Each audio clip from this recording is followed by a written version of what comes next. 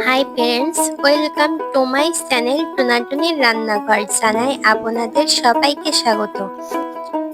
গ্রাম বাংলায় ডুমুর কেটে পরিষ্কার করে কিভাবে মাছ দিয়ে ডুমুরের তরকারি রান্না করে সেটাই আজ আপনাদের মাঝে শেয়ার করব। চলুন তবে ডুমুর কিভাবে কাটতে হয় দেখতে দেখতে জেনে নিই আমাদের শরীরের জন্য ডুমুর খাওয়ার উপকারিতা কি কি।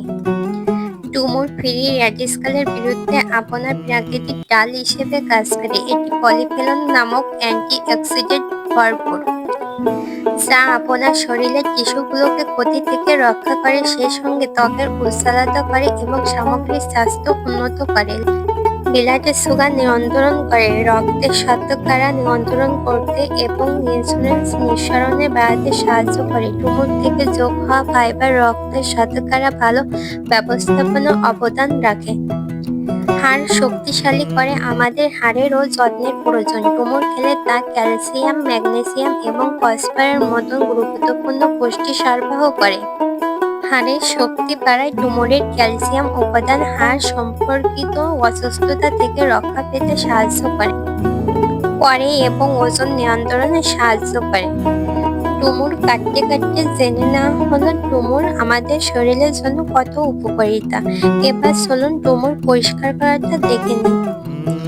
আমি নিয়েছি মাটির একটি জিরা মালসা, যাতে করে কেটে রাখা ডুমুর মালসার ভিতর দিয়ে তলা দিয়ে ডুমুর খুব ভালো করে পরিষ্কার হয়ে ডুমুরের গা থেকে কাটা কাটা আলটা উঠে যায়। আপনাদের কাছে মাটির মালসা না থাকলে ডালার ভিতরে ডলে পরিষ্কার করে নিতে পারেন। ডুমুরগুলো ভালো করে ডলে পরিষ্কার করে নেওয়ার পর গরম পানিতে 1 থেকে 5 মিনিট ভিজিয়ে রেখে ধুয়ে নেবেন। এতে করে ডুমুরের বাড়তি কষ্টটা বের হয়ে যায়। আর ডুমুর সেদ্ধ করে পানি ফেলানো লাগে না। ডুমুর সেদ্ধ করে পানি ফেলে দিলে ডুমুরের ভিটামিন বের হয়ে যায়। এর জন্য গরম পানি করে ডলে ধুয়ে নিলেই হয়। ভালো করে ডলে গরম পানিতে ধুয়ে পানি ঝরিয়ে রাখার জন্য ডালার ওপর রেখে চলে আসলাম চুলায়। প্যান বসিয়ে মাছটা ভাজি করে নিতে। প্যানে তেল দিয়ে হলুদ লবণ মাছটা দিয়ে দিতে হবে ভাজির জন্য। মাছের 2 পিঠ ভাজি হয়ে গেলে 2 কাপ পানি দিয়ে 1 থেকে 2 মিনিট মতন মাছটা জাল দিয়ে নিতে হবে। 1 মিনিট পর মাছ উঠিয়ে ওই পানির ভিতরে কেটে ধুয়ে রাখা ডুমুর ঢেলে দিন। এবার 5 থেকে 6 মিনিট সেদ্ধ করে নেওয়ার পর স্বাদ অনুযায়ী লবণ দিয়ে দিন।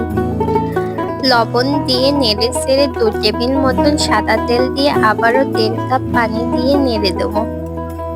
এবার দিয়ে দিচ্ছি 1 চামচ সরিষা বাটা, কাঁচা লঙ্কা বাটা পরিমাণ মতন, রসুন বাটা 1 চামচ, জিরা বাটা 1 চামচ, পেঁয়াজ বাটা 1.5 চামচ। সবগুলো উপকরণ একসঙ্গে নেড়েচেড়ে 2 থেকে 3 মিনিট মতন মিশিয়ে দেব। মেশানো হয়ে গেলে কেটে ধুয়ে রাখা আলু দিয়ে দেব। আলু দিয়ে আবারও নেড়েচেড়ে পরিমাণ মতন হলুদের গুঁড়া দিয়ে দেব। হলুদের গুঁড়া দিয়ে ভালোভাবে নেড়েচেড়ে মিশিয়ে 5 থেকে 6 মিনিট মতো সেদ্ধ হওয়ার জন্য অপেক্ষা করতে হবে।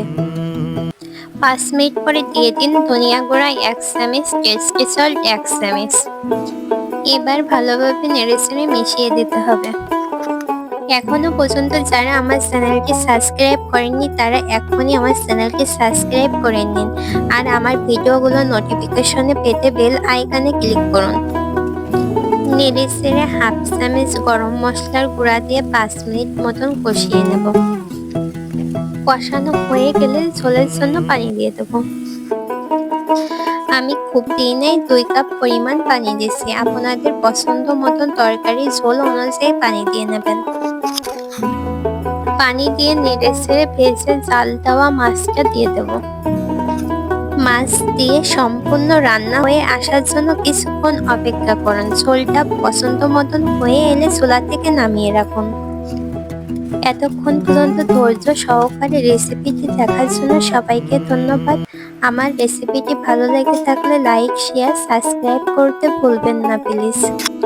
আজ এখানেই বিদায় নিচ্ছি। আবারও ফিরে আসবো অন্য একটি রেসিপি নিয়ে। সে পর্যন্ত সবাই ভালো থাকবেন, সুস্থ থাকবেন। খোদা হাফেজ। আসসালামু আলাইকুম।